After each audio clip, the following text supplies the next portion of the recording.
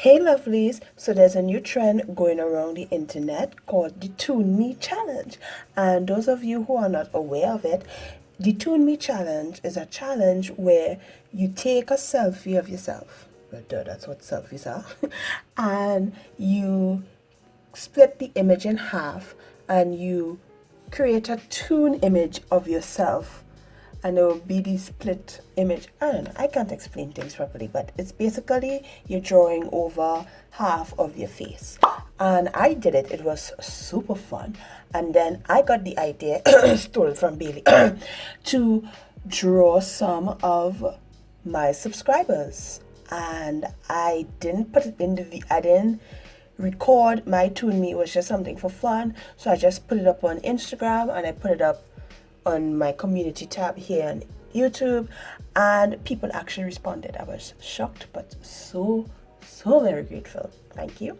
So there was 5 in total that entered, so I usually do 3 for these videos, but I just did everybody.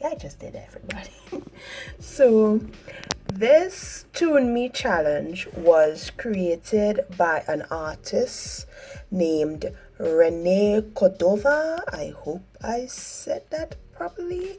I'll link his or her, but I mostly think it's his, Instagram down below. He's the one that came up with this challenge and it just exploded, and it was super fun when I did mine, and I knew I was going to have fun drawing, the people who entered.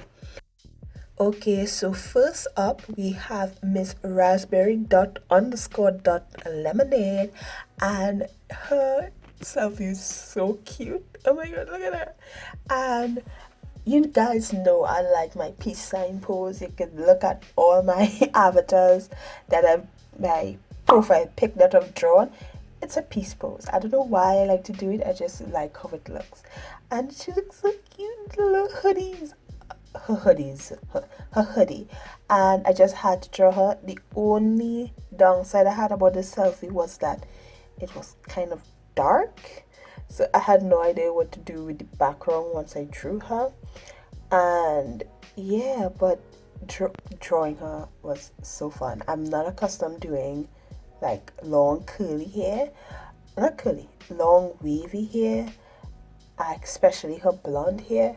So it was a challenge to try to figure out what to do. But I think I captured it. I think I did. I'm not sure. I'm not good with blonde hair. But it was really, I just can't get over how adorable she is. Do you see her nose? It's so cute. So cute. Yeah, I realized I drew over it, but her nose is adorable.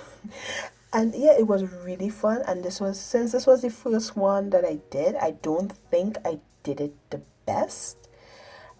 Yeah, I think I kind of did this one an injustice because it was the first one that I did. But the end result is still cute. I just think I could have done better. But then every single illustration I've ever done, I think I could do it better. Oh my god, why do artists always be down on themselves? I don't know, but it happens.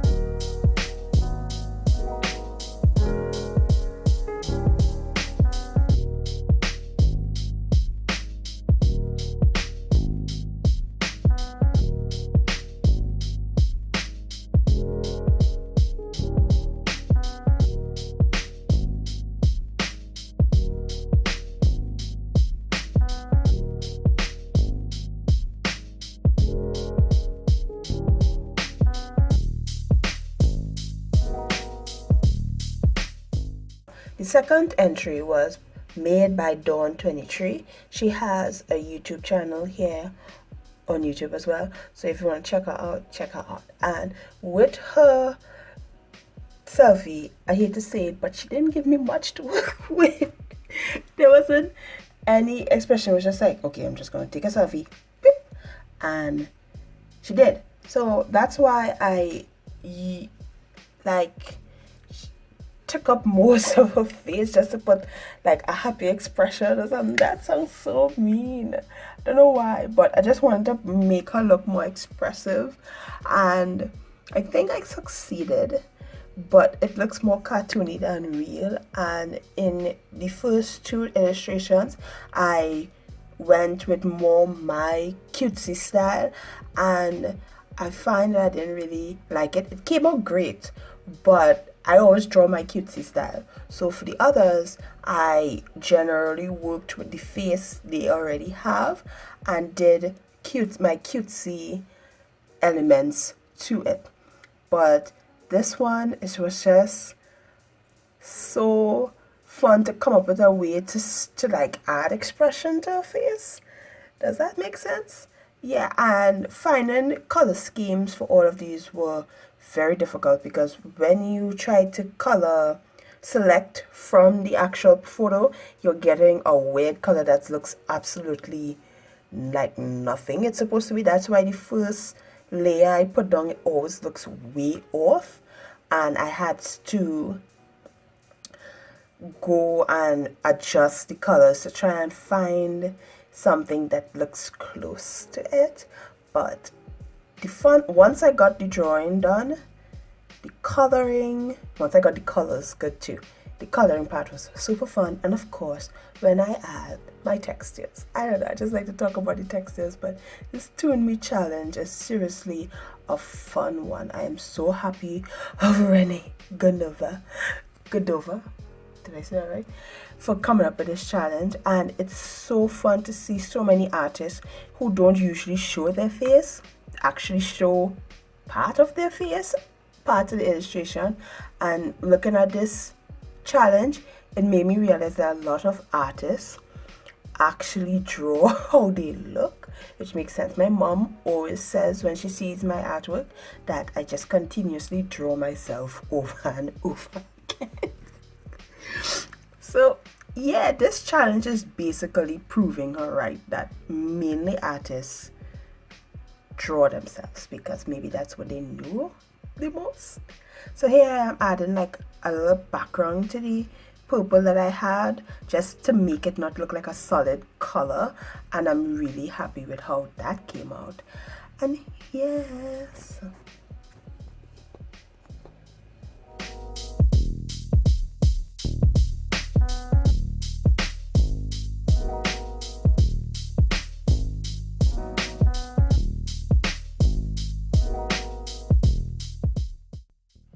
this one was so fun and so cute to work with. Oh my gosh, I just had a blast, and I found out a technique that could be called cheating, but I'll talk about that later on.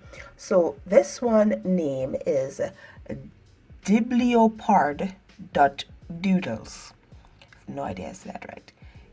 Dibliopard.doodles. I hope I said your name correctly. Alright, so this one was very interesting because to me, they don't look feminine and they don't look masculine. They're just gender neutral. So I was just like, okay, I have an eye I do for men and I have an eye that I do for women. And I did the woman eye, but it didn't seem right. So I was like, okay, let me go up on their Instagram to kind of gauge what they prefer to be identified as. And I saw on their profile that whatever, they don't care. They literally don't care.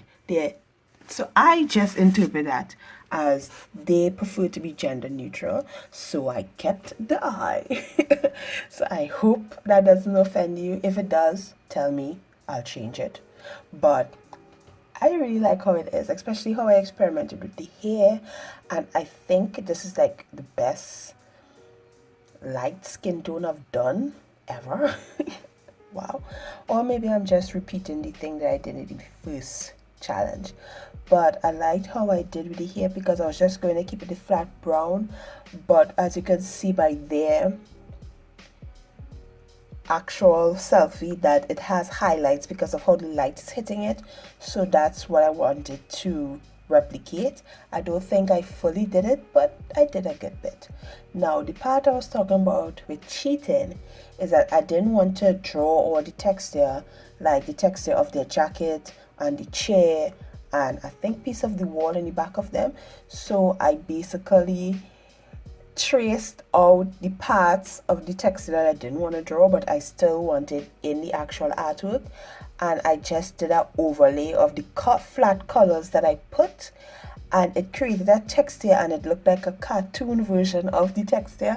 I don't know if I explained that properly, but that's basically what I did, and I was like, okay, cool. So I don't have to draw every single detail of the background. I could just cheat. I felt like I cheated, but technically I didn't.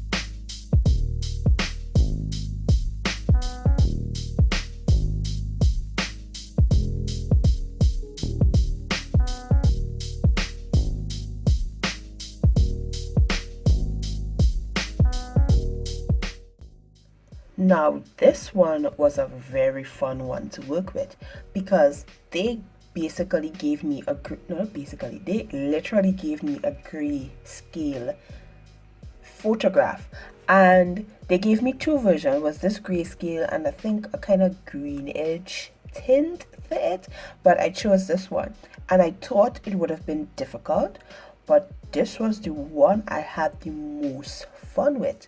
And I realized when I'm doing digital artwork, I like to work at grayscale because when I did Inktober with Moonlight, the main colors I used were grayscale, black and white colors, and I had so much fun because it took so much pressure off of trying to find the best color for the illustration, except purple because I put purple in every single one. But this one was just gray and I loved it, and her face is so expressive. I tried to put how I put my mouth with my cutesy style. It didn't work, so I traced over her smile, and it's so, I just love how this one came out, and all the freckles on the face. It's the best, and I went so much into the illustration and how I did it that I forgot to say the name. So this little cutie, they're called Rhythm_Smith, and I just really like this illustration, and I love the photo as well. And my favorite part of this whole illustration was adding the freckles because I love freckles. That's the favorite part I like of putting on Moonlight as well, is her freckles, and this was so fun. And the technique I learned in my in the last drawing of wanting the texture but not actually trying to copy it exactly, so I just traced out, I think I'm doing it here, I'm traced out the part that I wanted, and then I just laid it over the flat color and put an overlay or soft light, and bida bam bida boom, I got the text that I wanted with not as much work. Digital work is the bomb if you know how to use it properly.